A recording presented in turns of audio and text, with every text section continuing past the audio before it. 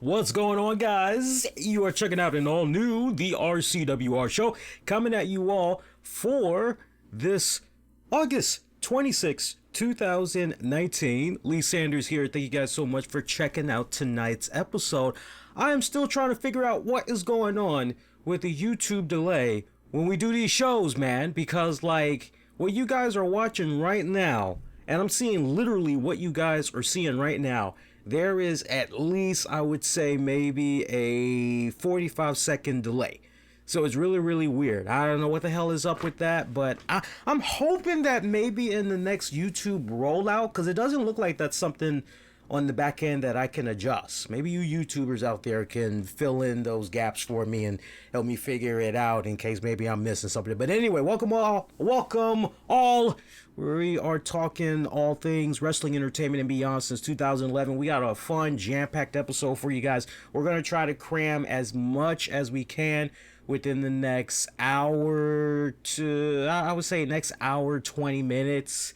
You know, maybe we might tease that hour 30 mark, but hopefully you guys have been appreciating how we've been doing the shows. We pretty much have been doing the webcast. We go at it pretty much 90 minutes strong, almost. And then on demand, on the downloads, we include a whole bunch of bonus audio content for you guys. I think it's really cool to kind of do it like that, honestly. I honestly do. But, and that's mainly because we're doing the shows now Monday nights. I got to get up for work a little bit extra early, typically Tuesday mornings. So this kind of works out a little bit better for me. There is a lot of stuff we got to get into on tonight's show, man. I definitely want to follow up on the big bombshell news that had came out from the NFL world, which was Andrew Luck retiring from the Colts, retiring from NFL. I had took to YouTube, but not in a way that you guys are maybe accustomed to. I basically had shared in its entirety Andrew Luck's retirement speech. And if that's something that maybe you guys did not get a chance to check out, maybe you just saw little snippets here and there, maybe like the meat and potatoes of basically like 3 minutes or whatever, I would say the next time you get a free moment and you really want to be able to take in full context with full clarity what it is that he was saying during his retirement speech, you can check it out on the YouTube channel. I have it in its entirety. I let the whole thing play. I was actually recording it in real time, so if there was any type of a delay, there might have been, worst case scenario, maybe a 3-minute delay from when I initially went live recording his speech. I did come in at the end. You didn't see me, but I did come in at the end because somebody had a question about whether or not I was a Colts fan or whatever, and I kind of addressed that and a couple other quick little tidbits, but I really wanted it to just be about Andrew Luck, the man himself, in his own words. So we'll follow up on that later on during the show. But for now, kick on back. This is the week. If you are a pro wrestling fan, this is the week. There's a lot of crazy shit that's going on this week, man. I mean, we've got the NXT UK takeover event that's going down this Saturday night. We've also got StarCast weekends. Everything pretty much is going to culminate in All Out from Chicago. I mean, I'm ecstatic. And of course, we got things kicking off with Monday Night Raw. You know, not too shabby of an episode this week. Anytime I'm able to come on here, and if you've been noticing a lot more within recent weeks, I have been, hey, Raw was actually pretty decent. Hey, Raw was actually pretty good. I've been more proactive, a little bit more friendlier towards the Raw product. Now, I'm not getting any money from WWE, right? I like how some people are kind of led to that impression. I mean, that's news to me because I ain't see no paycheck coming in my mailbox saying World Wrestling Entertainment. I ain't got no money yet. So it's like anything that I'm doing for the show, anything that I'm doing as far as prize giveaways or you name it, everything is coming straight up 100% out of my pocket. Unless I get a situation where I'm able to hook up with some cool advertisers, or maybe some kind contribution from our Patreon members, it's like, I ain't getting no WWE money. I wouldn't want WWE money because by WWE giving me a paycheck, that basically technically means I'm they bitch. And so as a result of me being they bitch, my balls are in a vice and I gotta play footsie wootsy if I want to keep getting them WWE checks. So in essence, I would be censored. Now I don't know about you guys, but yeah, I'm not exactly, yeah, sorry. I gotta be able to speak my mind, right? I gotta be able to be free, do what I want, say what I want any old time, like the song goes basically. But Raw was actually pretty good tonight. Just a couple of key points I really want to home in on. We did have the continuation of the King of the Ring tournament. We had 2 matches from the Raw side tonight, and I believe I took a screenshot of how the card is looking right now, the tournament brackets wise. But tonight on Raw, we had Ricochet defeating Drew McIntyre to advance to the next round. So basically, Raw semifinals next week, Ricochet had advanced. And I'm actually going to see if I can pull up the screenshot right now of that bracket now that I'm thinking about it. And as I'm pulling that up, I know we kind of teased it the past 2 weeks now, but your man did finally watch the Straight Up Steve Austin. I binged on the first 2 episodes over the weekend. Got a lot I want to say about that. Not long and drawn out, but I definitely finally did check it out. So I do want to sound off on that. And let me see if I can actually pull up the brackets here. I might have an old bracket. No, I'm looking at the current bracket right now. So as a result of Ricochet defeating Drew McIntyre, he advances to the Raw semifinal of the King of the Ring tournament next week. He's going to be facing Samoa Joe. I believe I would have to go back and listen to last week's show. I believe that's what I had put out there as far as projection goes. I did mess up for sure over on the... I know I messed up on the SmackDown side of things. I pretty much had said Kevin Owens. I messed that side up. I'm looking at how everything else had played out here. I got Andrade from the SmackDown side. Chad Gable taking on Shelton Benjamin. That's going to be happening on this week's SmackDown. Ali had defeated Buddy Murphy, if I'm not mistaken. Actually, you know what? Let me back up a second. I would actually need you all's help. I can't remember if Buddy Murphy had beat Ali last week. I'm under the impression Ali had advanced last week, because if I remember right, somebody correct me if I'm wrong, but when I was given projections, when I looked at the SmackDown side of things, I had said Ali is somebody I could definitely see advancing as well. So I have to rely on you guys to jog up the memory a little bit and get us all caught up to speed on how the SmackDown side is looking. That was a good matchup too, by the way. The match that we had on the Raw side tonight with Drew McIntyre taking on Ricochet, I love that. I thought those guys actually had flowed pretty damn good together. Also, later on in the night, we saw Baron Corbin defeat The Miz to advance to the Raw semifinal of the King of the Ring. So as a result of that, next week, Baron Corbin will be facing Cedric Alexander. Cedric Alexander did see action tonight too. He was in a match that was presented by Sonic. Yeah.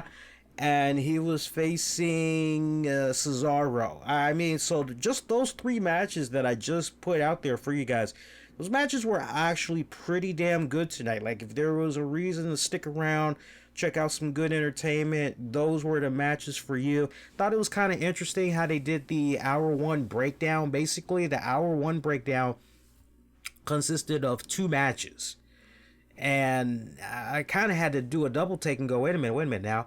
First hour and we only got 2 matches.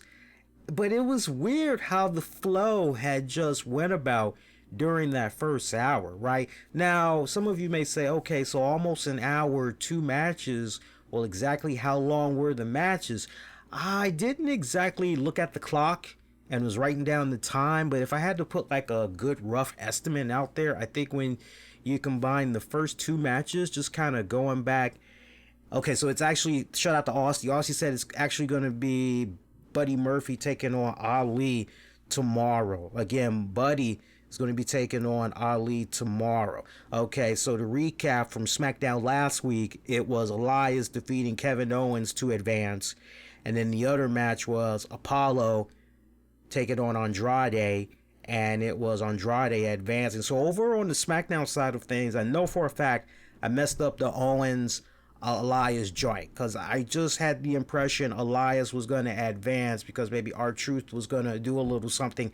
Never did dawn on me how tight Elias might have it with Shane McMahon to the point the 24/7 rules would probably most likely be suspended, right? Had I thought a little bit further like that, I definitely would have gone with Elias. But so far, my Raw side of things is looking pretty good, I would have to say. I don't remember going with McIntyre. I don't remember going with Sami Zayn. And I don't remember going with The Miz at all. Again, you guys can jog my memory if I'm incorrect, but I will gladly check out last week's episode just to make sure. But yeah, I don't remember picking any of those guys on the Raw side of things. So I know I said as far as who I ultimately would like to see go at it, I think I said for the finals, I wanted to see Ricochet take on Ali, I believe. I said was maybe the way you could go. Or, you know what? Another way you could go is Ricochet and Andrade. That's actually another route you could go as well. But either way, one of those matches would be freaking fantastic, without a shadow of doubt. One of those would be freaking fantastic.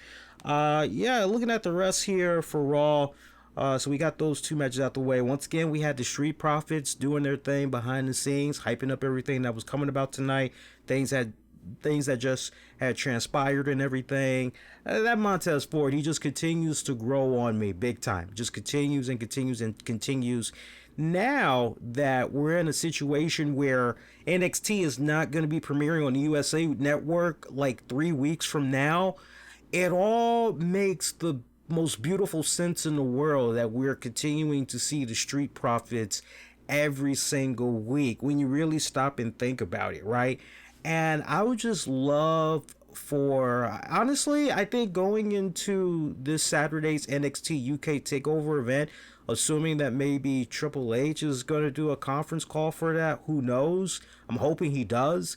I'm hoping somebody can ask him the question about, okay, so when was it official that NXT was going to be making the move to USA? How long have you all known this now? But then the other question too that I would like to see come about, ask the Triple H is that possibly one of the main reasons why we've continued to see the Street Profits on the flagship show Raw, is because that was kind of their way of, you know, kind of doing the slow, what's the right word I'm looking for? The slow, I guess integration is the word maybe I want to use. The slow integration of introducing the NXT talent, you know, more and more on the main roster as far as setting up crossovers between the other shows, because I think that's honestly the way you should probably do it if you're trying to get as many eyes on the product as humanly possible. But I'm very curious what they would have to say with regards to that, or was just Street Profits just showing up randomly backstage on Raw these past several weeks? Was it just a random idea? There was nothing attached to it, no hidden agenda or anything like that. These guys are just really cool down at NXT, and yeah, I just want to really understand the logic, because we've yet to hear Triple H, Paul Levesque go on record and explain why we've been seeing Street Profits in the role that they've been in these past several weeks. But most importantly, what are the odds that we're going to be seeing them have a match on Raw? Because I still think it's quite a fun running gag, which is we see these guys, you know, they're almost like the Deadpool of the WWE universe. Like, if you really stop and think about it, right? Really stop and think about it. They're almost the Deadpool of the Marvel Cinematic Universe. They are almost a Rod Sterling of the Twilight Zone, right? They're almost like the Watchers from Marvel Comics. Like, they see all of this stuff that's going on.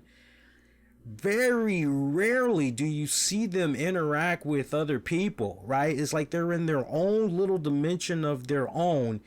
And it's like, wait a minute, doesn't anybody else see these two guys every single week? Why isn't these guys freaking, you know, why aren't they being challenged in any type of way, right? So I think it's a fun running gag that's going on. I love it, though. I love it. I'm not complaining. I just love what's going on with them, though.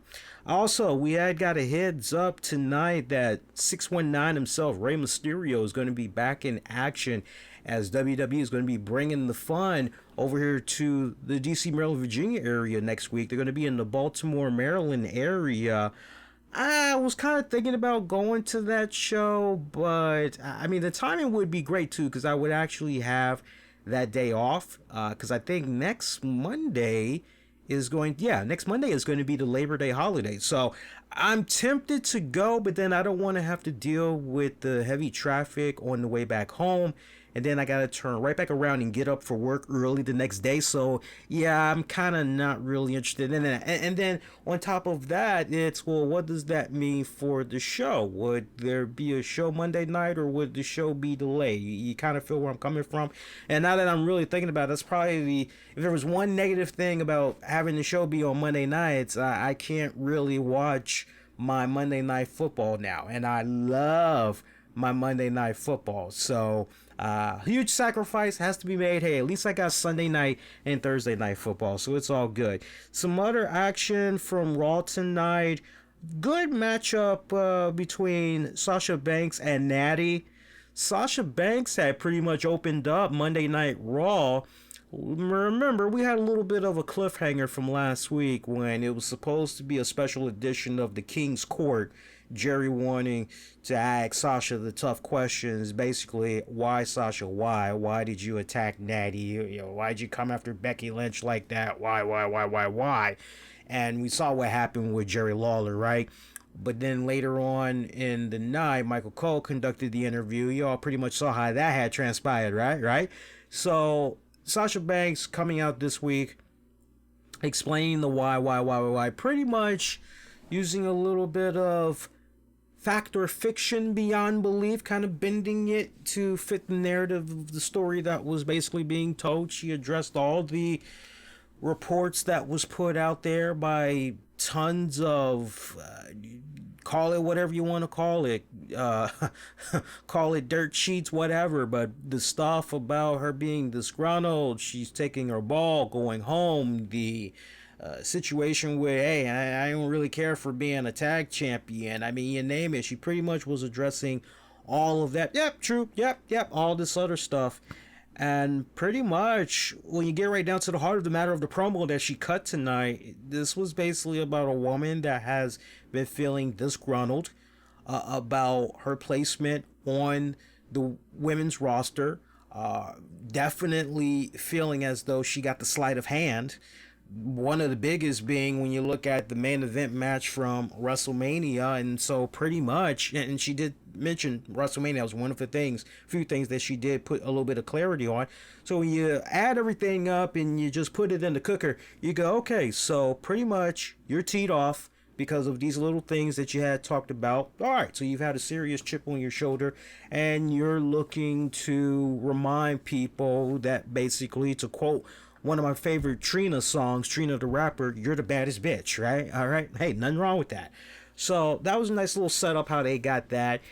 We saw Natty. She came out. Again, this was the opener for Raw. Natty comes out, getting the jump on Sasha. They're going at it. Now, Cole and the gang, they would say to us that we were going to be seeing Sasha Banks in-ring action for the first time, basically, later on during the night on Raw against Natty. All right, so you kind of have it in the back of your mind, well, if Natty's going to be wrestling tonight, I guess her arm is okay then, right? Because remember, one of the last times we saw Natty, she pretty much was out there talking about how, oh, she had to go get a MRI done, or, her arm has some type of a fracture, woo, boo hoo hoo, right? So you're going, all right, that sucks. Okay, so you're going to be off TV for a couple of weeks, right? Oh, okay, well, that kind of sucks. All right, sorry to hear that. But now you're hearing there's going to be a match between her and Sasha later on in the night. Okay, so what's going on with the condition of that arm exactly? And I got to tell you, going into that matchup, I had a little bit of the problem with the psychology for that matchup because Natty was not really favoring her arm for, I would say, honestly, the moment that she came out to the first half of that match, she really wasn't quite favoring the arm like that. And they kind of redeemed themselves, I felt. And see, here's the thing. Look, I'm not going to put all the blame on the talent. But at the same time, okay, if you just said a couple of weeks ago or whatever, MRI, all right, don't you think you kind of need to sell that a little bit and maybe one of the stories you try to tell off the gate? I don't know. I just, the psychology, you guys got to forgive me because sometimes I could be a stickler for detail, but in this instance, just speaking from the heart, I just felt that the psychology for the match should have been Natty coming out favoring her arm. Like the minute she just comes from the gorilla position, she's favoring her arm, she's shaking it or whatever, and she's doing everything she can to try to protect that arm. So the psychology as far as her fighting stance goes, as far as how much offense she's going to try to put on the opposite arm. Okay, so let's say for instance there is a lockup, right? Natty maybe likes to go in with that left injured arm in this case, right? Okay, well, scratch that. Now you got to go with the right arm. All right, Irish whip her into the ropes. You're going to go for a clothesline? Well, you don't really want to do the clothesline with the left arm, right? Because you got the MRI problem, right? Or something's wrong with that arm, right? Okay, so everything basically, okay, now we're going to reverse it. Everything is going to be coming from the other side of the body. I wish we would have seen a lot more of that and having the commentators really paint that story for those watching at home. That really would have been divine on so many levels. But of course, Natty can only do but so much protection to that side before Sasha really starts going in on it, right? Just one miscalculation, bam! Sasha Banks is all on that. So for me, the psychology there, I didn't, the first half at least, again, the first half, really wasn't feeling it, but I thought they kind of redeemed themselves in the second half, especially the way that the match had finished off with Sasha applying the bank statement, pretty much putting a lot of torque on that injured left arm of Natty's, making Natty cry and reluctantly tap out and everything. I liked how eventually it all kind of came full circle. But yeah, the first little bit, I just was not feeling the psychology whatsoever. But surprisingly, no Seth Rollins tonight. No Becky Lynch tonight. So, there was one glaring, hey, where are these guys?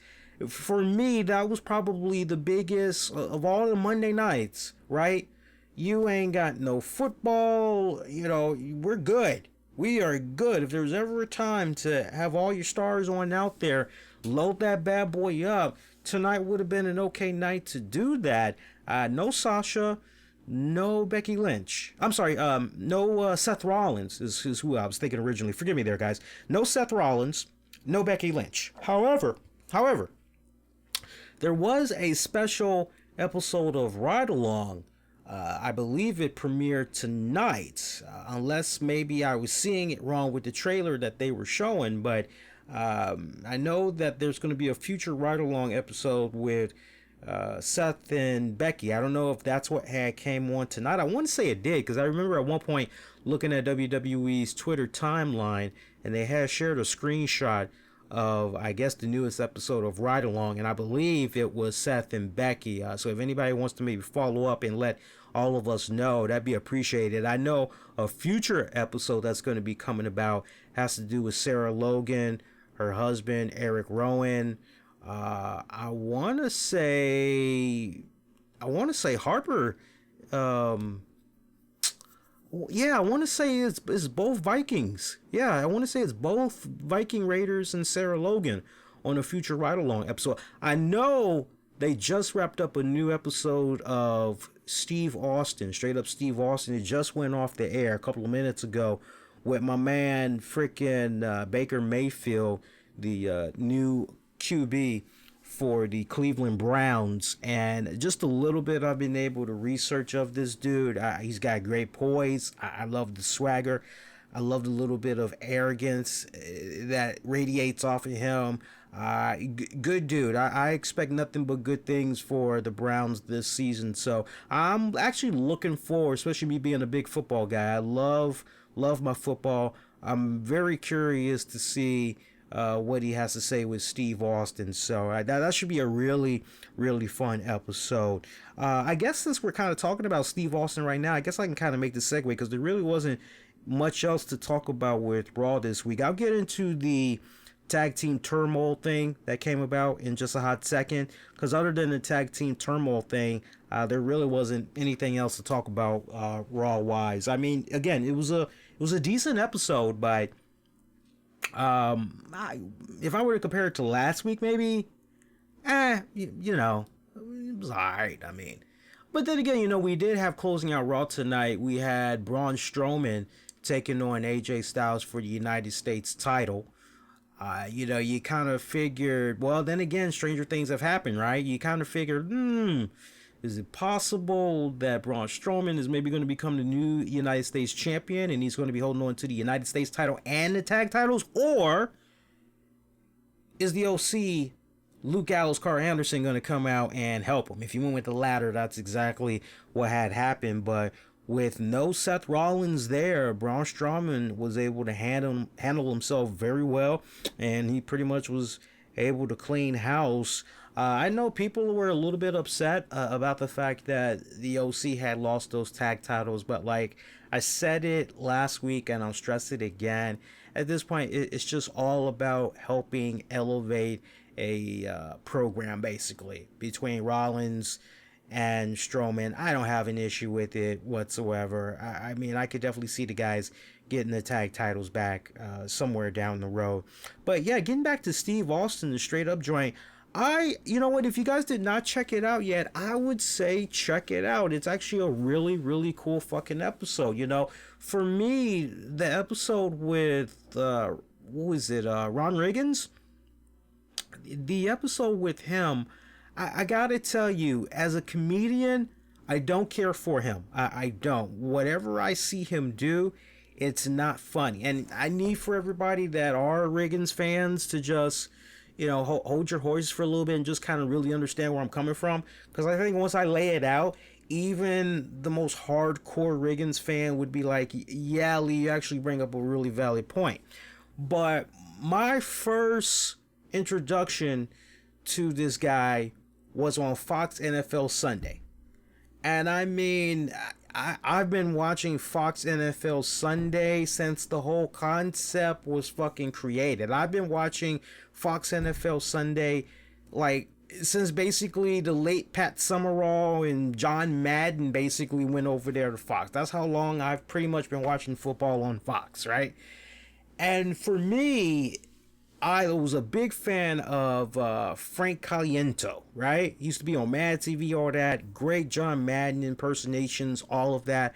I thought that guy was freaking funny. And every single time I saw him, Gino, what's up, Gino?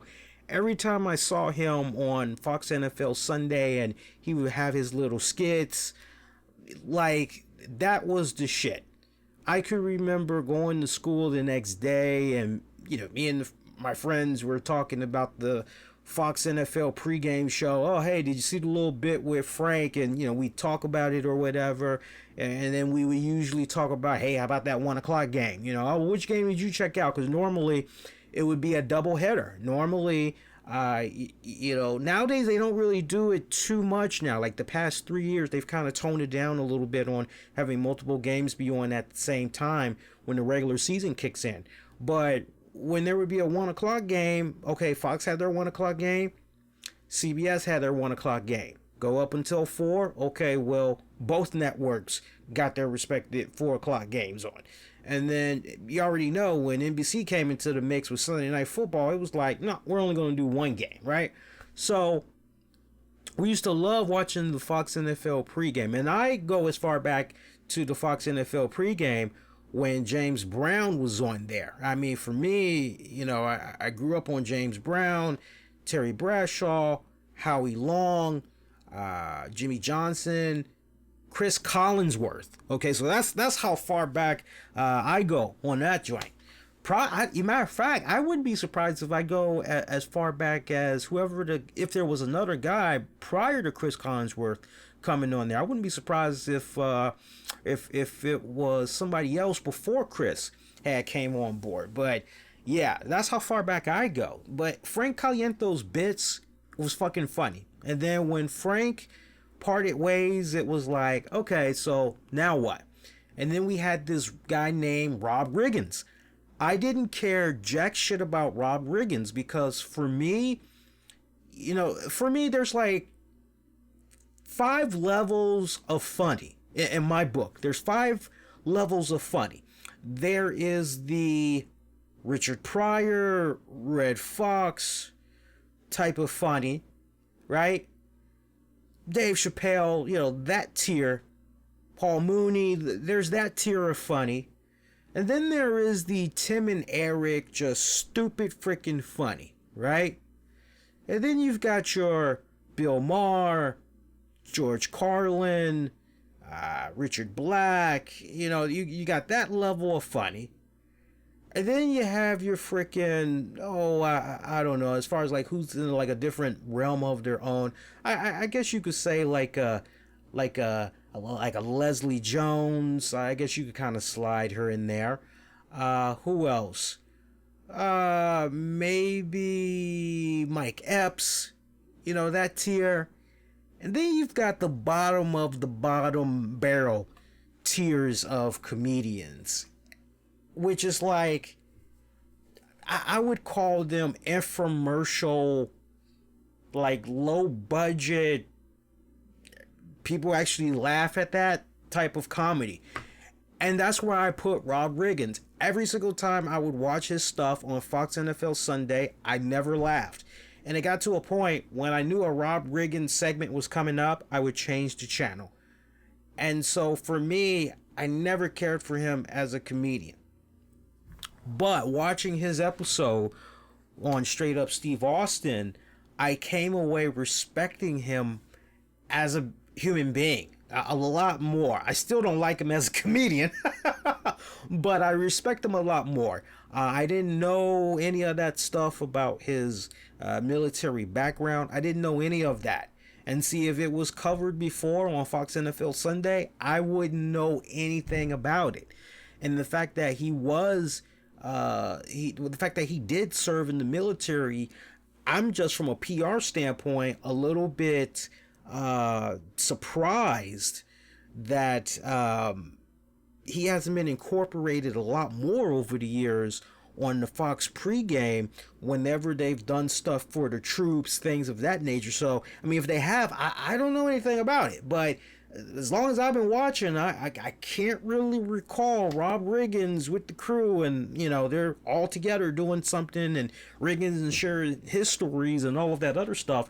So very interesting right there. But yeah, I mean, hearing him talk about how he volunteered to get back into the service. I mean, I think he has like 25 years almost of military service. All of this he was sharing with Steve Austin. So I found all of that fascinating, and I didn't even know that they basically did a movie off of what him and his team did. Now, him and his team, they were not the team that ultimately took down Osama bin Laden, but they were somehow connected to that team. And basically, if I understand it right, you guys that saw the episode would have to enlighten all of us, refresh our memory, but that basically the movie that was done, it pretty much was chronicling, his respected team's journey and everything, and I guess the domino effects that went in place, and ultimately, I'm assuming, taking down bin Laden. And the funny thing is, in this movie,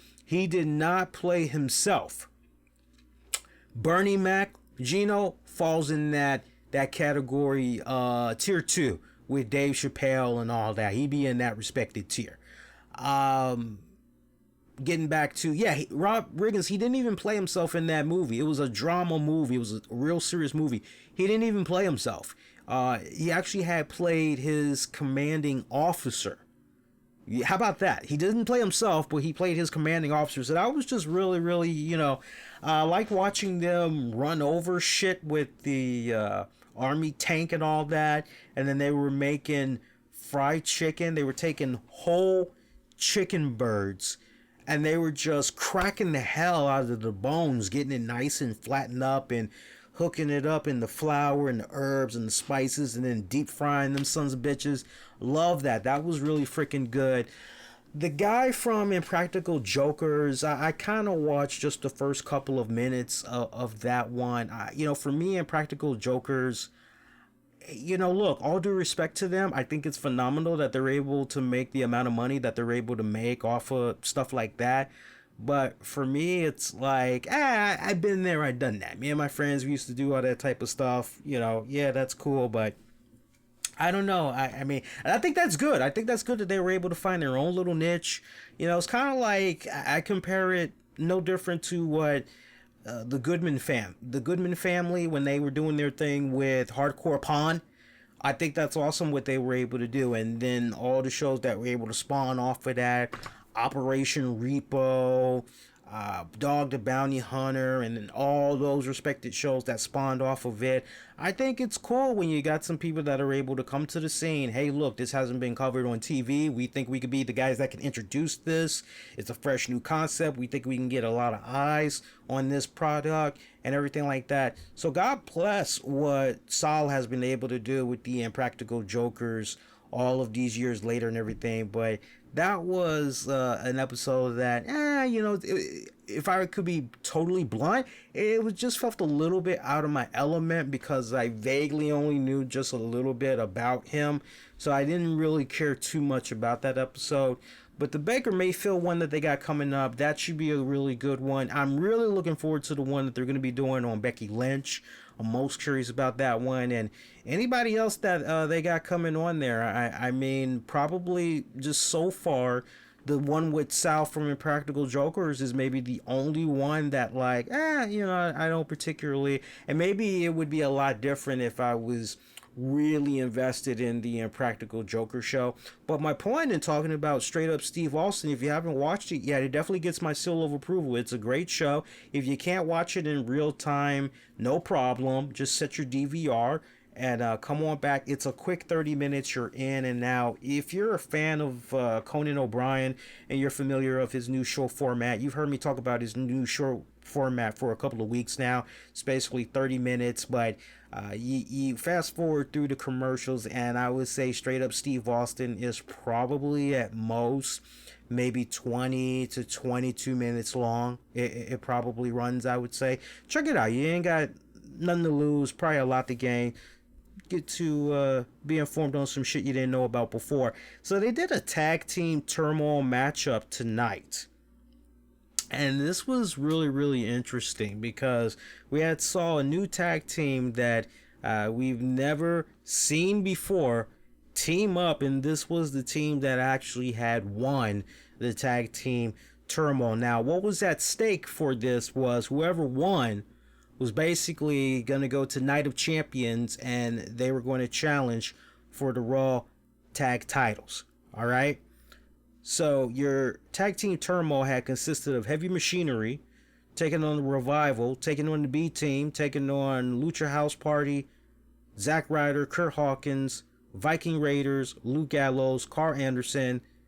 None of those sound like a new tag team, right? All right, you staying with me so far. Your new tag team that entered this without any proper build-up, no hype, nothing. Robert Roode, Dolph Ziggler.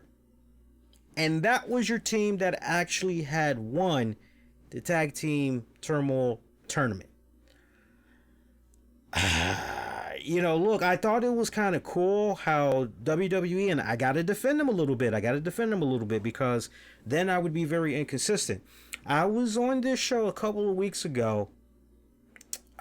It feels like at this point, maybe it was almost 2 months ago. And there was something, it's on the tip of my tongue, but there was a segment that came about. And the bone I had picked with WWE was, how come WWE did not really set this up properly and really give us a proper introduction on why XYZ had happened?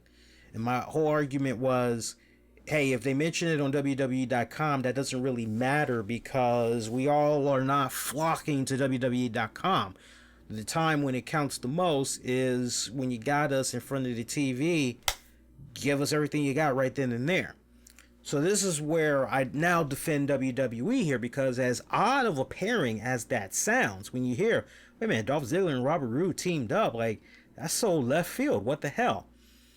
I defend WWE because a couple of segments later, They had, I can't think of her name, a girl with blonde hair, and please do not say Renee Young.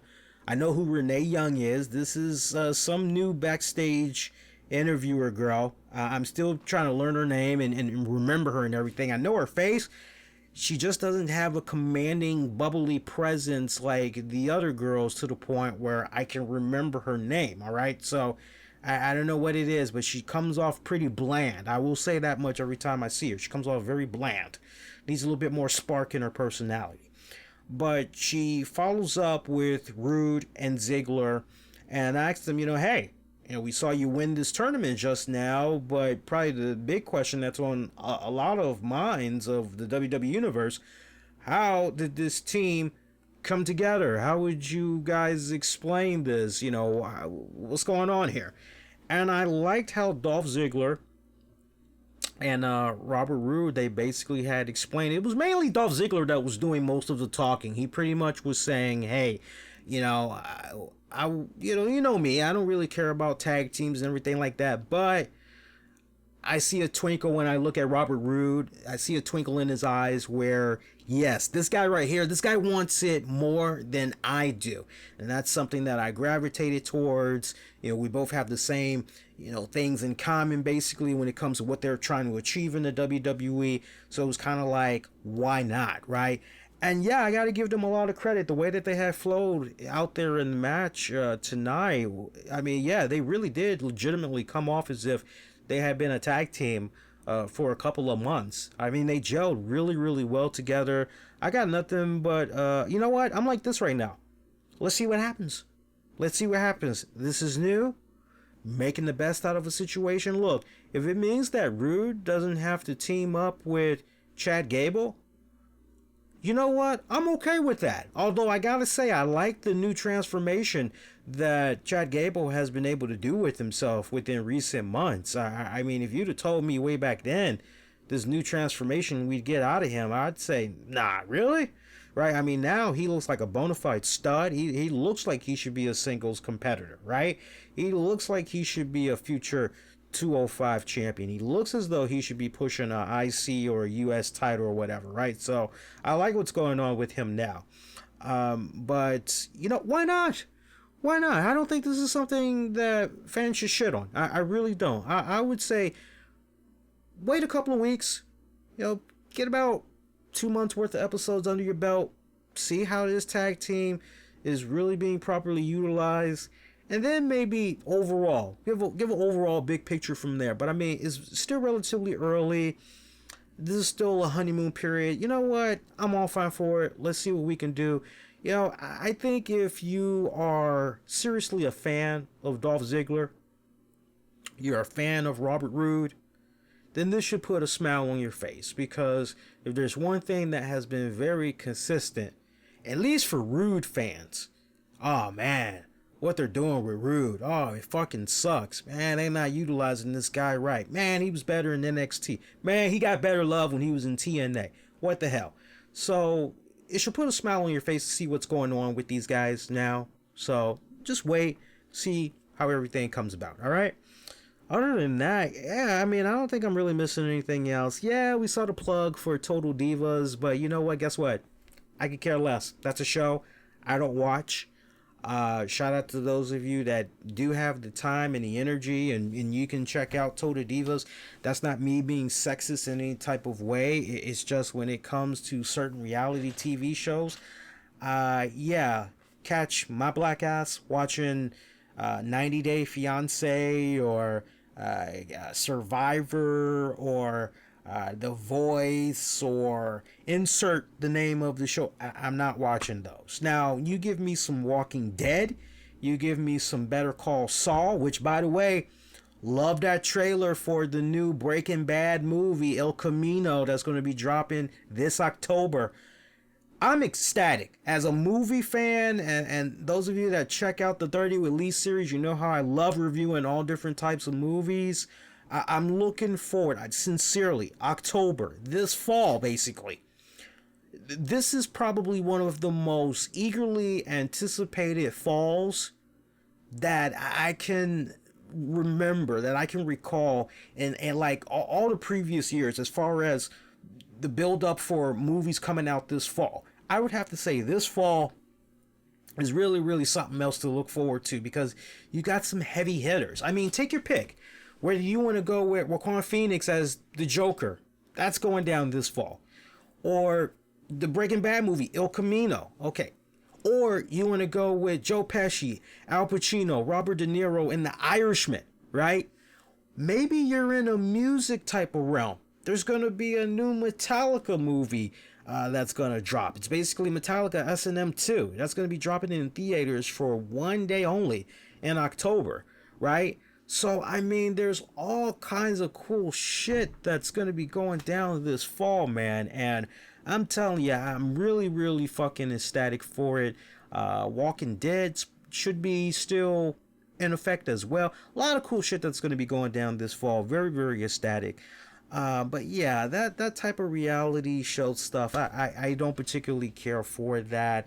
Look, as far as I'm concerned, it's not really that current either. That's the other thing that you guys got to remember, because if I remember the timeline right, from when they did record this season of Total Divas, I think the cutoff was right at about, I want to say, WrestleMania for Ronda Rousey. So it's not exactly real time like that. I see a question being asked about, what about Power season? Never cared for Power. Never watched it. It could be a good show. I'm like this. I'm not like some of you guys. And this isn't a diss, so please don't take it the wrong way. But for me, it is really hard for me to sit down and watch TV. It's hard for me to sit down and watch TV because I have my ritual. When I get home from work, all I want to do is just decompress. I don't even want to look at TV. That's the thing. When I'm home, I really don't want to look at TV. All I want to do is catch up on reading a book. This is me. I'm finding as I get older. I just want to kick back. I want to read a book, any book. I want to do some stuff around the house. I want to walk my dog. Maybe catch a nap. If the missus is home from work, I like catching up with her, making a nice dinner, asking her how her day went, whatever. And then I'm kicking back. When I do turn on the TV, I'll binge on some stuff on the DVR. And I am a sucker for old school shows. Anybody that follows me on Twitter, I love Kojak. I love the vintage episodes of Columbo, although I do appreciate the older Columbo movies that was done. Well, all of the Columbo stuff that was done, it was always done in a movie style, but you guys remember, like, the first handful of seasons was done in the 70s, and then you had that period there where he didn't do anything again until like late 80s going into the 90s or whatever. I've become a fan of the older stuff as pretty much he got older. What else? I love Three Stooges. I'm at a point right now where, like, I'm almost an encyclopedia of just little useless trivia stuff when it comes to the Three Stooges. So I like binging on that. Tim and Eric, awesome show, great job. Check it out, Steve Brule. What else? The Greatest American Superhero. You never saw that show before, look that up. That's another good one. What else do I usually check out that's kind of old school? Something else. Oh, just recently had found some channel that shows Renegade with Lorenzo Lamas and Hill Street Blues on the weekend.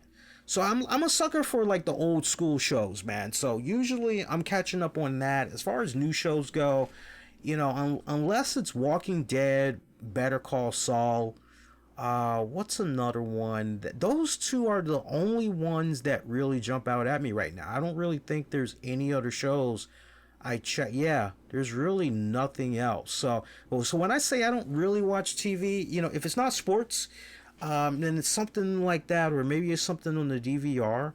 So I'm sure it's a good show. It's no different than I get people saying to me, "You never watched Game of Thrones?" Like, no. Oh man, you don't know what you're missing. Like, I can only imagine. It's like, but as far as, I almost forgot. Black Lightning. Black Lightning, that's another one that I love. Got to show some love to my man Cress Williams. They're back for a third season in a couple of weeks. That's going to be fucking phenomenal. They actually have, I think, Bill Dukes. Bill Dukes has joined the cast of Black Lightning. Now, I don't know if he's going to be playing some type of a new powerhouse villain, or if he's going to be directing some episodes or what. But yeah, Bill Dukes is going to be part of the Black Lightning cast. So really, that's a good show. That as far as newer shows goes, that's a really damn good show. Enough about the shows. We got a lot more stuff we got to get into. So please, if you can help it, let's try to stay on topic with some of the stuff I'm bringing up, because sadly, when we get sidetracked like that, it cuts into the overall length of what you guys are going to be able to check out web stream wise. Because again, just to reiterate, in case you're new, maybe you don't know, now we're doing a hard 1 hour 15, 1 hour 20 minutes max. And then when the show gets edited and remixed for on demand on the downloads, that show typically includes 30 up to 40 minutes of bonus content not covered during the web stream. So please, let's go ahead and let's get to the rest of some stuff here. One thing I do want to do before we go any further into the show, I want to give some Patreon shout outs, because thanks to the kind contributions here from some of our Patreon members, our familia, and also some of the sponsors that we are able to work with, they make shows like what you're checking out right now possible. They definitely do their part in helping out with the show expenses, man, because it ain't cheap. So we appreciate them. Shout out to Patreon members Anthony Missionary Thomas of Wrestling Soup, my amigo. Me and him are actually going to be doing something really cool this weekend for you guys. Stay connected to us throughout social media and you'll know exactly what's going to be going down there. But I'm excited for that. Tony Bing Gaming, if you guys are into all things Marvel Strike Force. Oh, damn. Try saying that 10 times fast. Sorry about that, Marvel Strike Force. You guys are into all things Marvel Strike Force or Marvel Ultimate Alliance 3 or Marvel Super Wars, the upcoming MOBA game. Check out Tony Bing Gaming. He's got a great YouTube channel. Also has a great Patreon as well. Check him out. Also, the show is brought to you in part by John Davis, Michael Wolf, Freddie is he reached out to me, and I'm sure Freddie won't mind me sharing this story. But Freddie had reached out to me and he said, Lee, I'm thinking about going with the super Patreon tier, man, because I want to get some of your artwork. And we were kind of going back and forth about, like, we were just shooting the shit. And I told him how I've been kind of having an itch to do something on Bray Wyatt. And he said, yes, that's what I want. I want you to do something Bray Wyatt for me. So I'm already, like, in the next couple of weeks going to be sitting down, getting some preliminary sketches done and all that, trying to figure out exactly how I want to execute this. But I'm going to be working on a Bray Wyatt as the Fiend painting in a couple of weeks. And I was telling my girl about it earlier today, and I could just see her eyes get like light up big time, because one, she hasn't seen me firsthand paint. She has seen slides of my work from over the years, so she knows what I'm capable of, but she's yet to see it with her own two eyes.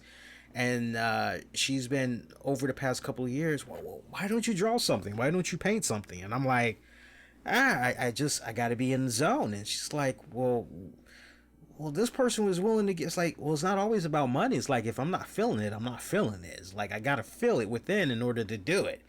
And she's like, oh, okay. It's like, okay, it's weird, but whatever. It's like, okay. So she's really giddy right now. And she's kind of like, so what's all the materials we're going to need to see you do this? And I'm like, we're going to need this, we're going to need that, we're going to need this, we're going to need that. Installments, mind you. So I'm actually looking forward to working on this. And if you're staying connected to me on social media, I'll definitely be sharing some early sketches whenever I'm able to sit down and I can just really start letting the pen and paper just do its thing and flow. Definitely. Shout out to Sean Kenter, Justin Rabach, and also shout out to special Patreon member John Krauser. Shout out to John Krauser. John Krauser, he has a one-man show that's going to be coming up in Chicago on September 1st. It's going to be at the Blackout Cabaret on the second floor. It's at 230 West North Avenue in Chicago, Illinois, 60614. If you want more information, head on over to secondcity.com/shows/Chicago/Johnny hyphen friends. I'll give that to you one more time. That is secondcity.com/shows/Chicago/Johnny hyphen friends. I will also have that link be included in the episode description of this very episode, and also on demand and on the downloads. But he's our special Patreon member. Happy to help out John. I've been seeing what all has been coming with this show because he's been sharing some behind the scenes little tidbits, little peekaboos as far as what he's working on and everything. And this theater is it's very, very historic, because if you know about your Saturday Night Live cast members and everything, some of those Saturday Night Live cast members have actually come through there. Tina Fey is one that definitely had came through there. And it's funny that we're actually talking about SNL too, because SNL, I'm not sure how many of you guys are aware of this, but I know there's definitely a lot of you guys that have not given a damn about Saturday Night Live for many, many, many freaking years now. But Saturday Night Live this fall is going to be very fucking interesting, because the biggest piece of news that had trended earlier today was Eddie Murphy. Eddie Murphy is coming back to host SNL for the first time in 35 years. Again, in 35 years, he's going to be hosting.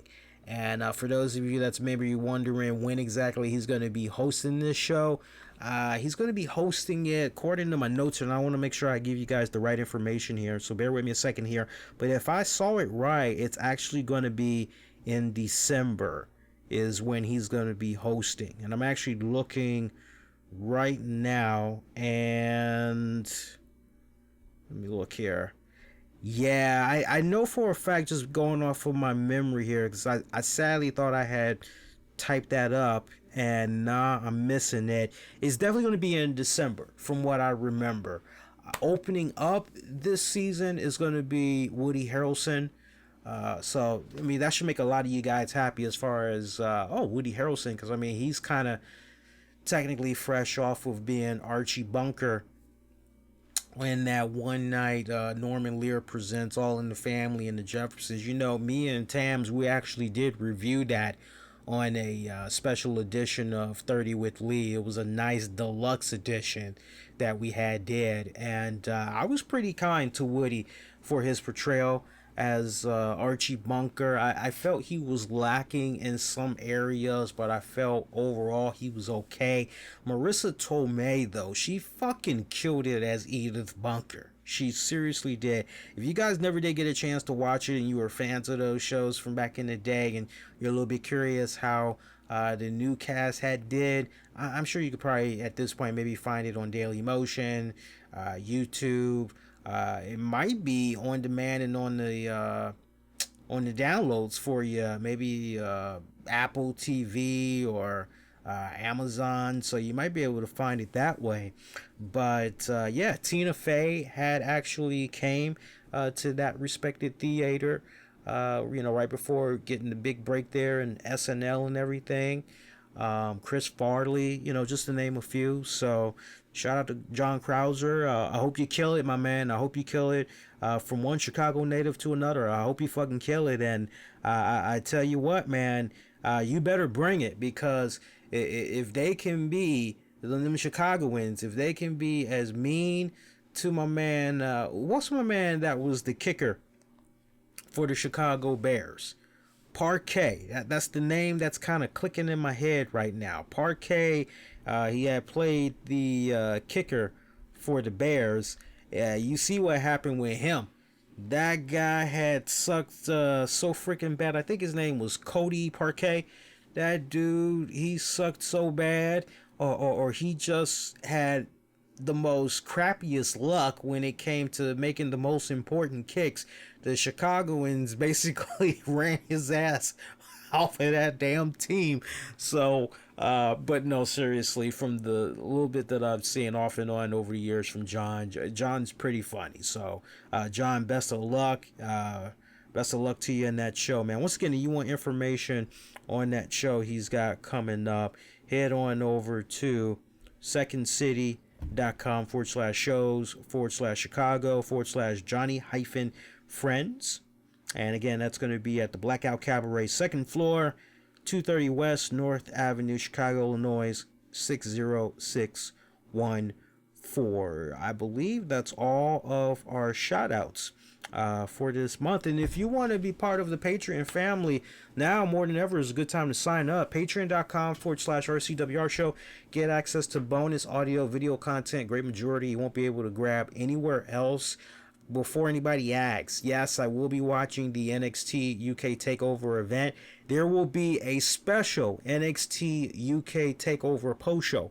Patreon only. It's not going to be released anywhere else. You know why we're doing it that way? Number one reason, I don't talk about NXT UK. So I feel that, okay, you know what? For those that actually maybe are a little bit curious, or those that do give a damn about NXT UK, let it be a little bit intimate. We're going to do it for our Patreon members only. So anytime I talk about NXT UK, that's pretty much going to be the platform where you're going to be able to find all the talk. All right. So let's get into some more topics here. So we've got AEW. AEW has their All Out show that's going to be coming up this weekend. And by the way, we did it a couple of months ago when it came to, I'm trying to think what was the event. I think we did it with, I don't think we did it for Fight for the Fallen. Or maybe we did. There was some AEW thing we did where there was a viewing party, and we did it in a closed group on Periscope. Reason why I'm bringing all this up, Starrcast weekend is coming up, all right? So for those of you that maybe finance-wise, it's a little bit tight, you ain't going to be able to do Starrcast weekend and all that. You're not going to be able to stream it. I'm going to have your hookup, okay? So I'm pretty much going to be on vacation right after I go to the dentist Wednesday night. So pretty much I will be able to stream off and on each day. I'll be able to stream whatever's happening during Starrcast weekend. I will definitely be streaming the CM Punk Q&A and all that. So for those of you that maybe want to jump in on that, be part of it, you know, the way we did it last time was really cool. Like everybody just pretty much kicked back. We're interacting with each other. I was interacting with everybody as well. You actually were able to hear me because I was talking to everybody. So every single time somebody typed up whatever, I was responding. And it was pretty cool how we had it set up. So if you want to try to get in on that, because it's just basically going to be a private invite only, one of the first things you can do is definitely make sure you're connected through the Discord chat server that we have set up. You can check out the link in the episode description, or you can get at me on Twitter at the RCWR Show. Give me a follow over there as well, and pretty much we'll get the ball rolling. I think we're going to get the ball rolling. I'll see what's going on with the Starrcast lineup for Thursday, because I think it's happening as early as Thursday. So we'll see what's happening Thursday, and we'll pretty much go from there. But I'm picturing the way that we're probably going to end up streaming is we'll probably stream like whatever time one event comes on. I'll probably be the lead dog, and then I think Tams will probably, if she's okay with it, and depending on if she's free that day, because she does have to work while I'm on vacation, sadly. So it depends. If she's free, then we'll kind of do like I'll tag out, she'll tag in, you guys can interact with her, and you know, I get a little bit of a breather or whatever. So it's really cool. Trust me, you guys will like how we have it set up. I know we'll also be streaming the pay-per-view as well, right? Speaking of which, we've got the AEW All Out event that's going to be coming up. Let's take a look at that card right now and see how everything is coming about so far here. So again, this is going to be coming up on August the 31st, Sears Center Arena. Right now, we've got, for our pre-show, we've got Private Party, Isaiah Cassidy and Mark Quinn taking on Angelico and Jack Evans tag team matchup. I'll take Private Party. I'm liking Private Party. Rio takes on Hakuro Shida. I'm going to say Shida for that one. 21-woman casino battle royale. Remember this one. The winner will receive a match for the inaugural AEW Women's World Championship scheduled for the October 2nd AEW on TNT broadcast. We know some of the participants that's going to be participating in that matchup. We know Teal Piper, if I'm not mistaken. I believe she's supposed to be in there, if I'm not mistaken. I know Ivelisse Velez, she's definitely going to be in there. Jazz is definitely going to be in there. I gotta hear the rest of the freaking card. What's going on with Awesome Khan? Is Awesome Khan going to be part of this? I would hope she is going to be part of this. But as far as who I would like to see come out on top, I'm not unbiased with this one, but it's two. There's two that stands out for me that I'd like to see win this casino battle royale. It's between Jazz and Ivelisse Velez, and I'm leaning a little bit more towards Ivelisse Velez, but we'll see what happens. But if it could be one of those two girls, I'd be down with that. Darby Allin takes on Joey Janela and Jimmy Havoc. It's a triple threat matchup. I'm going to go with Jimmy Havoc. Cody takes on Sean Spears. That actually should be a pretty good matchup. And shout out to Sean Spears. Apparently he got married over the weekend. Actually, you know what? Yeah, apparently he got married over the weekend. He got married to Peyton Royce. So congrats to those two lovely couple. They make a cute little couple, honestly.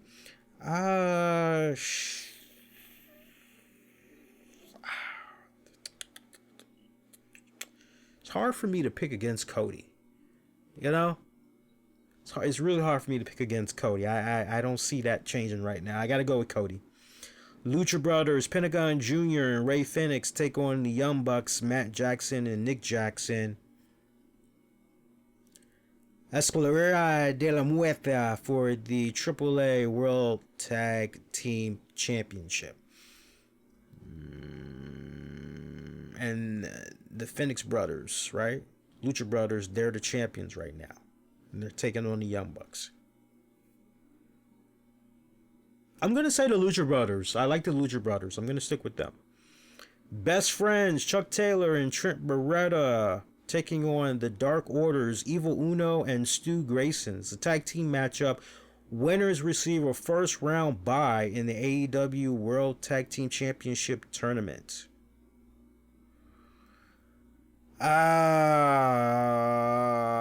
I gotta tell you, Best Friends, I'm familiar with them from New Japan, and I really, especially with Trent Beretta, I mean, just what he's been able to do post WWE, really been enjoying his work a lot more. I gotta go with the Best Friends.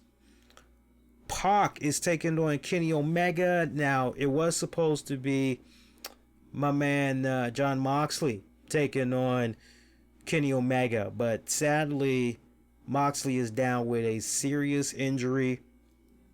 He was pretty bummed out about it. I gotta give him mad props too. I like how he basically took to social media, grabbed the bull by the horns, and pretty much had said, look, this is what's going on, before the rumors get all out of hand and it turns into this whole. I like how he took control and pretty much said, look, no, this is what's going on. So he's already let it be known he's going to be watching All Out this weekend with everybody else like a fan, because at the end of the day, he is a big wrestling fan himself. So he said he's definitely going to be watching this. So a good replacement there. You got Pac that's going to be taking on Kenny Omega. I think this is nice, and I mean, not for nothing, but you think about the last time Pac was supposed to be incorporated with an AEW event and things didn't pan out, and sadly we didn't get Pac. It was a little bit disappointing, so this is kind of redeeming, so to speak. So I'm down with this. Great fucking replacement. Adam Page taking on, and again, as far as who I got coming out of that, I think Kenny Omega. I just personally feel that Kenny Omega really needs the win. And most importantly, look, you got to look a little bit further down the line. A couple of months from now, whenever Moxley is cleared to return, you would like to believe just through process of elimination, he's going to pick right back up with the feud with Kenny Omega, right? So now it's kind of a good time where you can go on ahead and you can kind of build up Omega a little bit and then feed him to Moxley, right? So I'm going with Omega for that one. Adam Page taking on Chris Jericho, singles match for the inaugural AEW World Championship.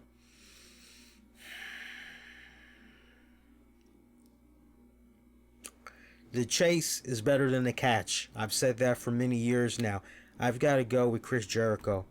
I just do. I mean, who better to open up AEW on TNT than your first ever world champion, Chris Jericho?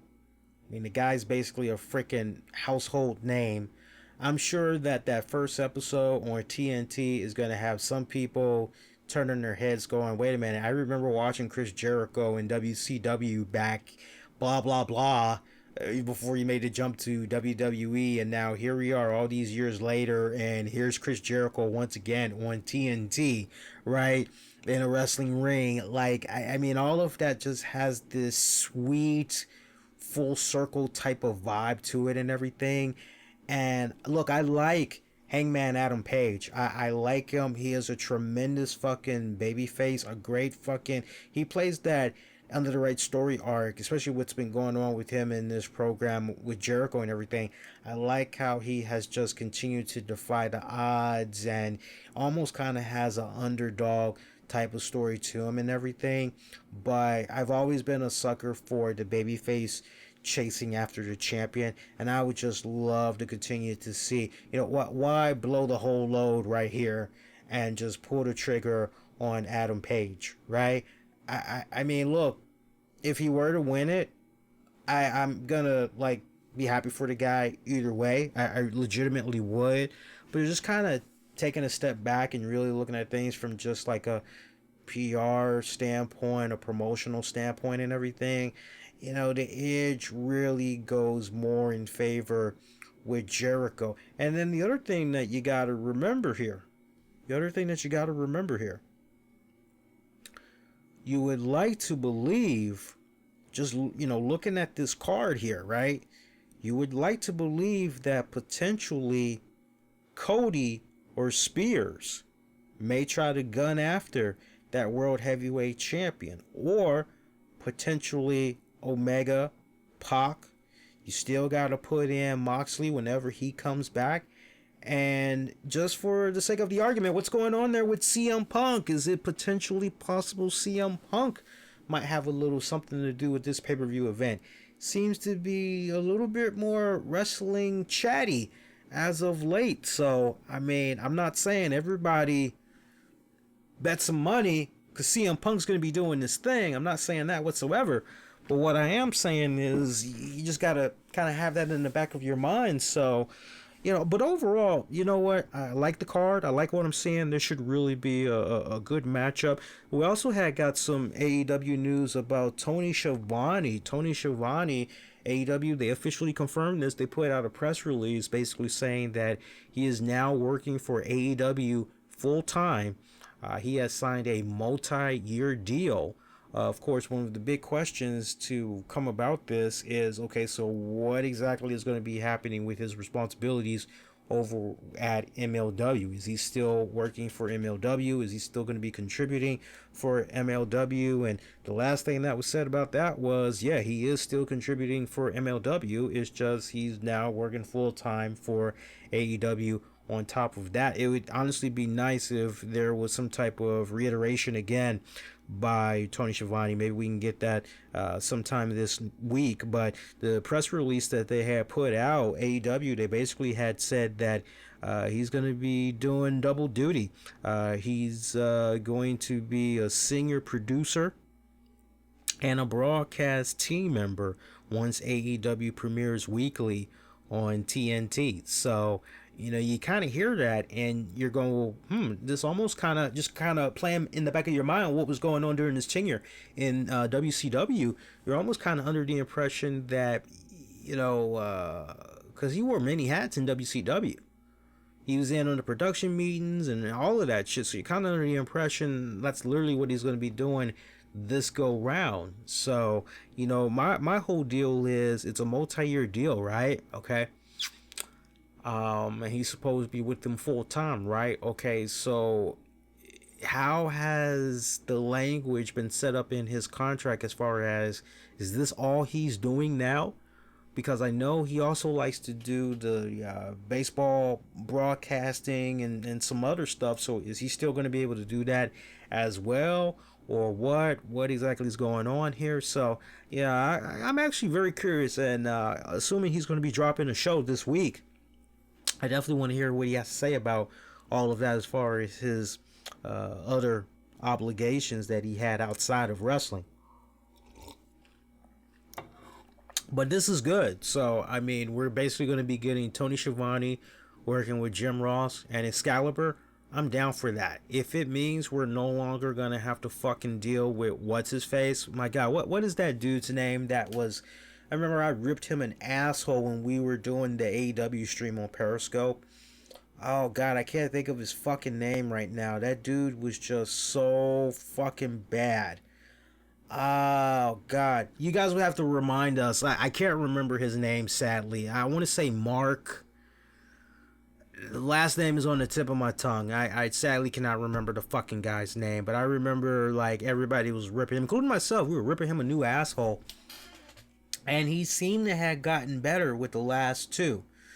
With the Fight for the Fallen and the Fighter Fest, it seemed like he had gotten a little bit better, but he was still ways off. So, I mean, look, to replace that guy with someone of the talents of Tony Schiavone, yeah, I'll fucking take that any day of the week. All right, so, one other thing I want to get into, and then that's pretty much going to wrap up the webcast version of the RCWR show, but there's going to be definitely up to 30 minutes of bonus audio content. I want to talk about Andrew Luck, because I did promise those that had shared their reactions to the news, I did say we were going to follow up and read some of their responses and all that. So, I mean, let's talk football for a little bit, right? You all know how much of a big football fan I am if you've been checking out the show over the years and everything. There's multiple teams that I follow on a yearly basis. When it comes to the NFL, I follow the Colts, and I've been following the Colts for many, many years because of my love for Peyton Manning. Even though Peyton left the Colts, I continue to check out that organization whenever possible, anytime they had a televised game. I follow Peyton over to the Denver Broncos, saw what they were able to do over there, and you know, was really happy for him that he was able to go out in a blaze of glory. I was happy that he got himself another Super Bowl and everything, and really kind of sticking it to Indianapolis that they made a mistake, saying, you know, we're done with you, basically. But they're another team that I follow. Ravens, Patriots, Giants, 49ers, Browns. Those are just a handful of teams that, just off the break, I'm sure I could probably think of a couple of more names, but regularly those are the teams that I check out. So to hear the news, I mean, I'm kicking back Saturday night. I'm watching the game that's on. My girl is asleep because she's got to go, get up extra early for work. It was her weekend at work, so I'm watching the game. And just all of a sudden, I get breaking news. Andrew Luck retires. I'm going, wait a minute. What? To say shocked would be an understatement. And immediately after shock, I couldn't help but say, what happened? What's going on with him that is making him come to this announcement? Because August 1st, he basically was saying, hey, I know I got these problems that's going on with me right now, but week 1 of the regular season, I'm going to be playing. And then you go to August 19th. Yeah, I'm having a little bit of setbacks here and everything, but I'm going to try to see if I can do whatever I can. But, if I can't be at 100%, then I don't want to be just average. I want to be great. So if I can't, then however long it takes for me to get better. But, hey, if I can be out there week 1, hey, all right. So August 1st, August 19th, okay. But then you pretty much go into August 25th and you're like, shots fired. Wait a minute, he's retiring. What the hell's going on here? And to see the footage leading up to him doing the press conference and he's walking off the field and the fans were just booing. I know this was probably a big topic on a lot of the sports radio shows and all that, the fans booing and everything. And I mean, I can understand, I'm not defending them, but I can only understand to a degree where the fans were coming from when they were booing.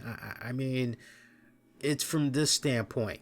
One, the fans, these are the diehard fans. I mean, look, let's be honest. When you look at these NFL preseason games, and that's an entirely different topic that maybe we can get into second half of the show for On Demand and on the downloads. But when you look at the attendance for these pre-show games, the pre-shows, it's horrific. I mean, there's barely people there in attendance. And I mean, usually it's the same type of talk that's brought up at the office, water cooler talk. Preseason, the main starters, they're not playing. I don't care about preseason. It's all about the regular season, right? That's the usual talk.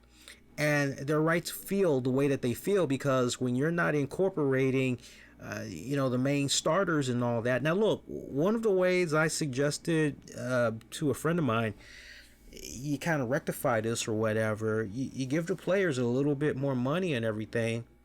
And what you end up doing is you tack on 2 more games. Pretty much you take it up to, week 20 for the regular season. Take off 2 weeks from the preseason games. Give the players a little bit more money, but put an asterisk by it and say part of the condition needs to be that, you starters during the preseason, you got to play all of, the first 2 halves basically, right? You can either play the first half or you can play the second half, but, it's all about bringing the asses to the seats because at the end of the day, understand something. You may not like it, but understand something. Roger Goodell, he is in the position that he's in as the NFL commissioner for one main objective, and that is to make the other 32 owners happy and try to put as much money in their pockets as humanly possible. So NFL right now is in a position where they are trying to figure out how to bring in the maximum amount of money that they could possibly bring in. Part of that, I think, is a good solution. It's a good rough draft to start with. But until you work out the kinks like that, what's been happening with these preseason joints is going to continue to be lackluster. It's only the diehard fans that are showing up to these things. So let's keep it real. And 8 out of 10, these diehard fans that are showing up for these preseason games, they're probably season ticket holders. All right. So just imagine kicking back and it's basically 4 minutes before the end of the game. And you're like, this game's pretty much over with. and you're just checking your phone, looking at whatever news, and boom, what's trending is, according to ESPN's Adam Schefter, Andrew Luck's retiring, and it just freaking spreads like wildfire, right? I can imagine that it probably spread it like wildfire, like the story I've told from time to time about where I was when Michael Jackson had passed, and we all had found out the news on a subway train, and it just traveled throughout the whole fucking train. It was the weirdest fucking experience that I could ever recall in my life in recent memory. So I could only imagine that with the news of Andrew Luck, it probably came about like that in the crowd, and it was just, and what was originally shock, confusion, then turned to anger. And you had people that were legitimately going, well, what the fuck? Like, this team was really coming off like they could go all the way. You finally cleaned up the defensive line. You finally cleaned up the O-line. You got some really good supporting cast members that can really help out Andrew Luck this go round. And now Andrew Luck has just basically said he's retiring. So I would like to believe that the fans that meant well and were booing at the fact that well, our team is going to be shit this season because we ain't got Andrew Luck anymore. What the fuck? But did you legit have fans that booed Andrew Luck? Yes, you did. Look, it didn't matter if you were on social media or you were participating in your favorite NFL Reddit forum or whatever. There were legit people that were upset at Andrew Luck. They were calling him a millennial quitter and whatever. Insert here, right? And I legit felt bad for the young man. And hearing his speech, post-game conference, it was like listening to a man that was just so beaten down, that was physically and mentally burned out. He just could not do it anymore for the past 4 years. I mean, just really imagine that. That's the big misconception that we have with a lot of people, especially with these athletes. We all say to ourselves, suck it up. You guys will be okay. You'll be all right. Work through the pain. Work through it, because it's, and we're getting all of this money and not everybody is built mentally and physically the same way. They're just not. And so to be in a position where here you're playing a sport that you love, and you love it, you respect it, you cherish it, you cherish its fans, you cherish the media and everything, but to be in a position where, just imagine that for 4 years, injury, rehab, and just, man, I'm not really at 100%. Like, you're spending all of that time, injury, rehab, you barely have the time to focus on, okay, let's sit down, let's watch the tape, let's get ready for this next opponent. Okay, where are they weak? Okay, so how are we going to exploit the defense here? Okay, all right, we're going to make sure we run these routes in. Oh, okay, all right, cool. Yeah, we got this, right? So you can't, when you have these injuries and these rehabs going on consistently, it's hard for you to focus on the tape. It's hard for you to focus on good conditioning, nutrition, and all that other shit. And then, oh yeah, by the way, you got to make sure that you're ready in time for training camp. You got to make sure that you're ready for those 16 weeks of regular season football. Yeah, that's a lot. That is a lot. And I'm not making excuses for him. I can legitimately look at it from the standpoint of an athlete, having briefly played football. We actually tried to get a high school football team. I actually had played halfback, elementary, going into junior high. We did a little bit in high school. We didn't have enough funding though, sadly, to get to officially get a high school team. There just wasn't enough backers, sadly. I've had friends over the years that either played high school or college football. So I could definitely understand from the athletic standpoint, the athleticism standpoint of someone that basically, hey man, you know what? I don't really know if I want to keep doing this because, man, I've got a kid that's on the way. I've got a beautiful wife. And, man, where do I see myself when I'm 35? Here's Andrew Luck, 29 going on 30, right? Okay, so where do you see yourself 5 years from now?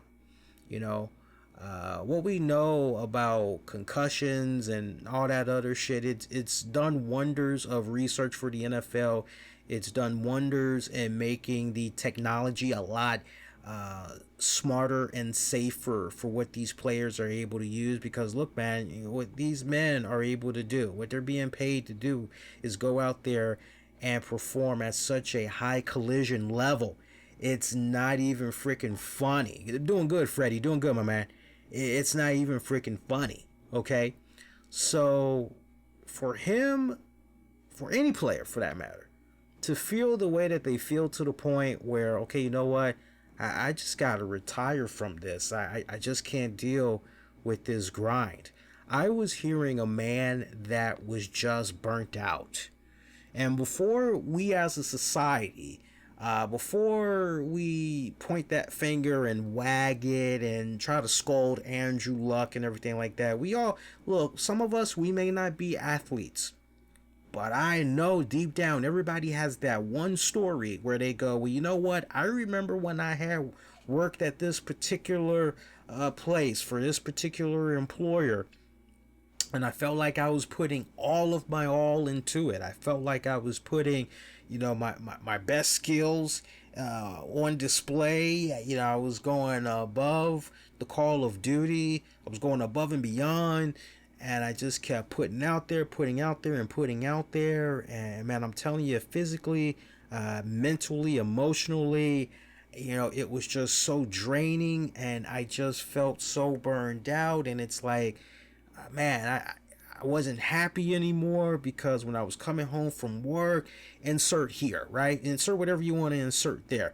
But basically, you had that turning point where it was like, okay, so where do I want to be, you know, a year from now, or maybe it was 6 months from now, or whatever, and you're just honestly thinking about making that exit from that job, right? So I look at what went down with Andrew Luck, no different than what some of us experience in the real world. You don't have to play the sports. You could definitely understand with just that simple analogy that I put out there. Anybody should be able to go, you know, fuck the fantasy football and all that other shit. You know, we're talking about some real life shit, right? You know, not everybody is fortunate like some of these players that are able to walk out on their own accord.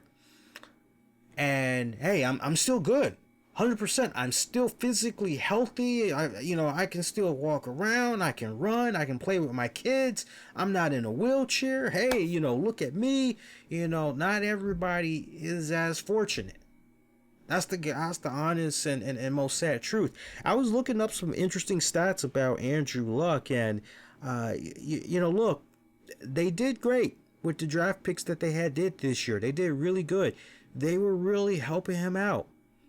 But sadly, what they've done basically the past 2 to 3 years, it honestly it was too late, because enough damage was already done to Andrew Luck. But I looked up what had came about with him since he's basically been in the league here, and I have found this shit very fucking alarming. But I mean, look, you know, let's really home in on this now. Everything that he's been dealing with, he's dealt with. This latest injury started off as an ankle, then it became a calf injury, and then somehow a leg thing, and we still don't really know to what extent what's going on with that leg, right? But rewind it back. 2018, we're talking sacks. 2018, Andrew Luck was ranked number 30. He was a 30 for quarterbacks. Quarterbacks, he was ranked number 30 with most sacks, coming in sacked 21 times. 2016, he was sacked 41 times, 5th rank. 2015, ranked 34 with 15 sacks. 2014, Rank 20 with 28 sacks. Rank 17 in 2013, he got sacked 36 times. 2012, here he is, fresh out of the gate, right? He was sacked 44 times, had a rank of number 4. So we know one of those injuries he sat, one of those years he sat out because of the shoulder injury and everything. But you look at those first couple of early years, and I can definitely remember that. Those first couple of early years, Andrew Luck was going out there, and just think about that pressure. I remember when me and Tams had first saw when Peyton had left the Colts, and eventually Andrew Luck stepped up. We both looked at each other and we were like, that young man's got some big ass shoes to fill. Peyton Manning, like, good luck trying to carve out your own. But you know what? Respectfully, he's done pretty good for himself. I think what's really the most saddest tale of all tales with this one is we know the true potential that Andrew Luck could have lived up to had he continues to stay healthy and have the right type of an offensive line backing him up.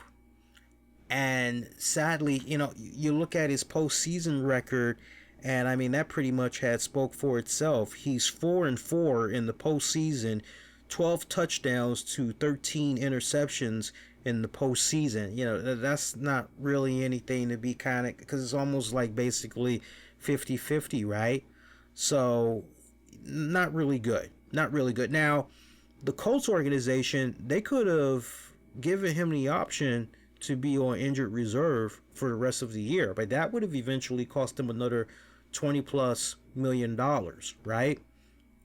Andrew Luck didn't want to go in that direction. And the other thing that you got to remember is that they actually had paid him $6 million signing bonus or whatever. They gave him some bonus money back in September.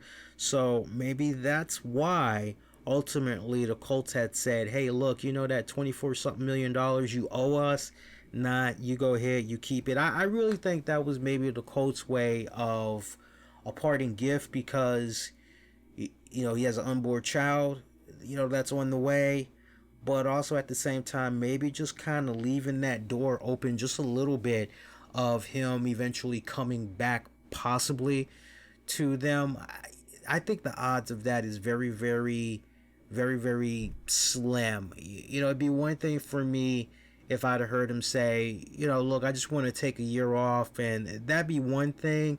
Then it's kind of like, okay, yeah, I don't like it. I don't like the circumstance, but okay, I understand where he's coming from. That's fine. But nah, man, just if I were to go from a scale of 1 to 10, 1 being no chance in hell, 10 being he's definitely coming back, I'm at a 3 right now. I don't see him coming back. I just don't see him coming back whatsoever. But like, by the time he finally did get the type of help that he needed on the offense, I mean, the defense wasn't really, let's be honest, the defense really wasn't that good. And that's why many times you had freaking Andrew Luck going out there being a gunslinger and, okay, it's all on me. I got to try to bring our team back, or, I got to try to close this out, or whatever. The D-line fucking sucked. And remember his style when he was playing. This guy was one of those type of QBs. He was kind of doing like Cam Newton from the Panthers and everything. It was like, rather than just, okay, so we just need to pick up what's that there? Just 2 yards there? We just need to pick up 1. Oh, okay, yeah, I can run. I can make that. Run, do a little slide. Nah, man, he would try to fucking, it wasn't just a little tiny piece of cake with him. He had to go for the whole fucking pie, right?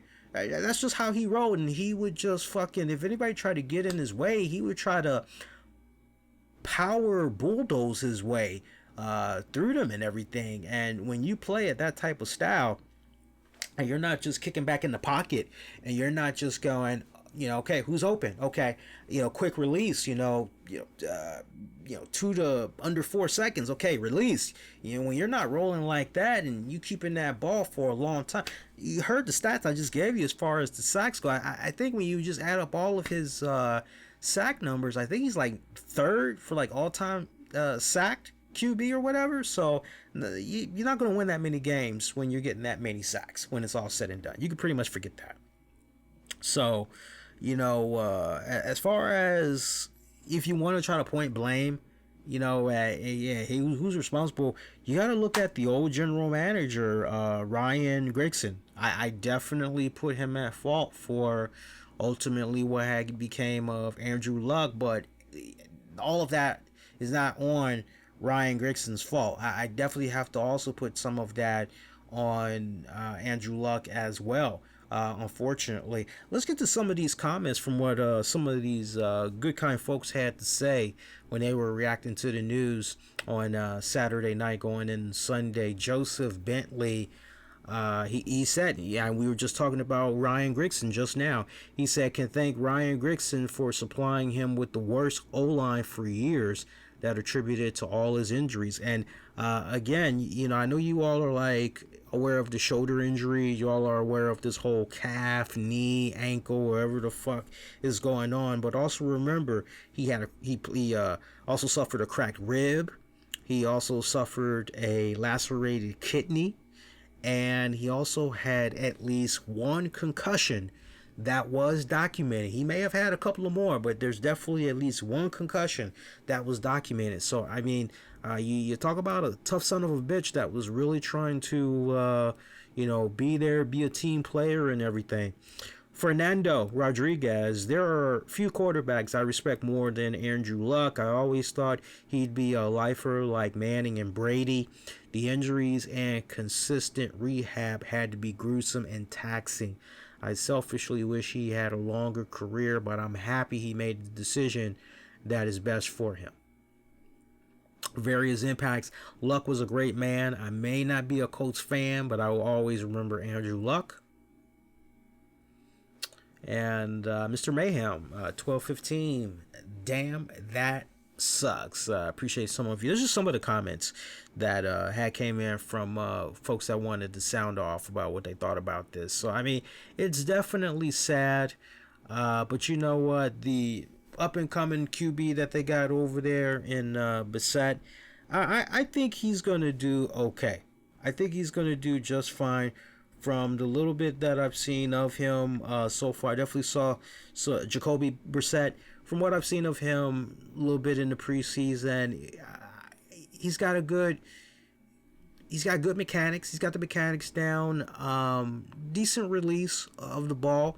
I like the fact that just a little bit that I've seen of him, he kind of operates in one of those, all right, I know I don't really need to just spam all out and do a whole bunch of, I like that.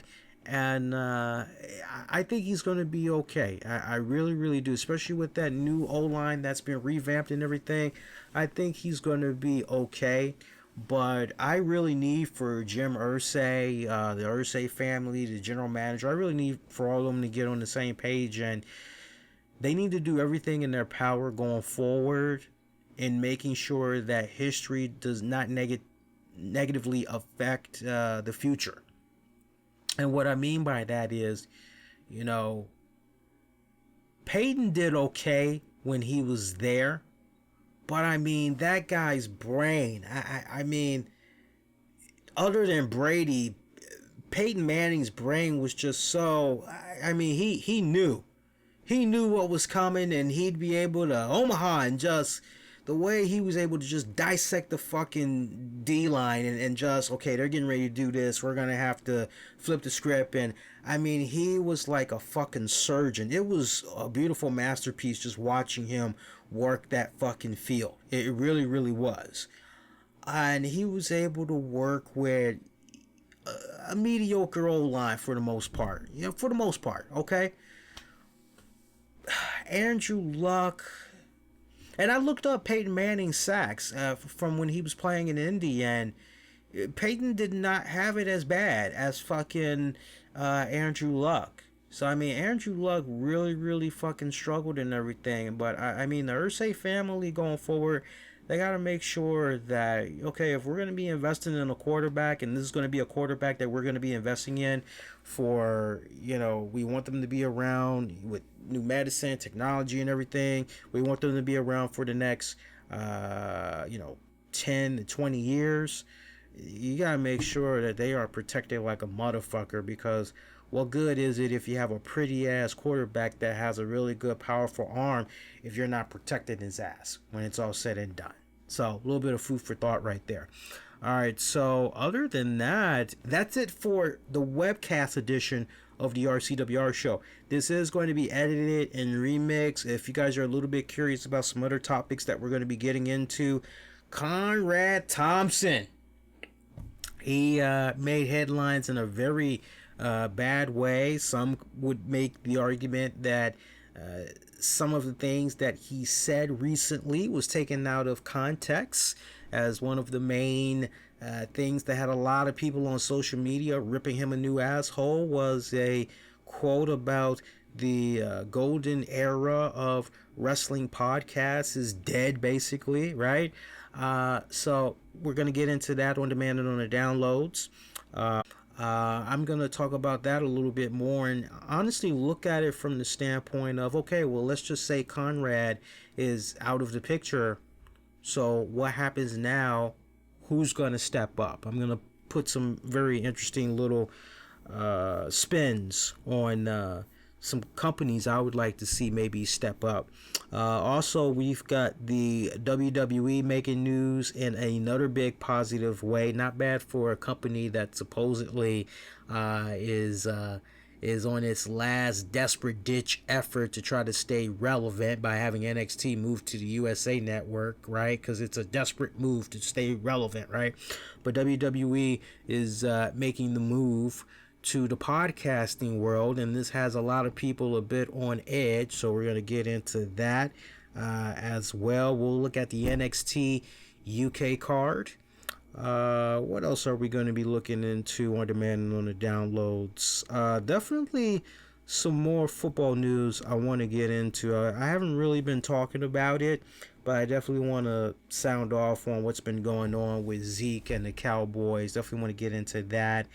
And a couple of more little tidbits of news. So that show on demand on the downloads, that's probably going to run about maybe 2 hours 10 minutes, maybe 2 hours and 15 minutes, because the cutoff time right now, from what I'm seeing, it looks like we're probably going to have about maybe an hour, maybe almost 50 minutes, give or take. So that's nice little bonus content, definitely worth you all checking out. All right, so at this point, your next edition of the RCWR show is going to be coming at you guys Monday of September the 2nd, 2019, soon as Raw goes off the air. That's the Labor Day edition of the RCWR show. So I think that's the first time in a good minute that we're doing a Labor Day edition episode, because we usually take Labor Day off. So looking forward to that. That should be fun.